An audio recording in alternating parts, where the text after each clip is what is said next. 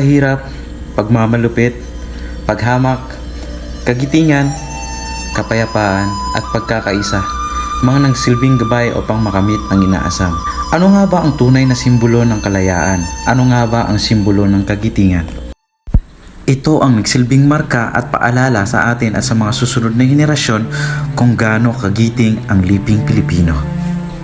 Kilala sa pinakamaliit na probinsya sa gitna ng Luzon at hitik sa kasaysayan, tahanan ng mga bayani at mga banal, ayan ang Bataan. Sa gitna nito ay isang altar at sa likod ng altar ay may 3 stained glass murals na dinisenyo ni Zenon Rivera at ginawa ng Italianong Sigigliani. Tara at silipin natin sa dingding na to ang nakaukit na kasaysayan ng Bataan.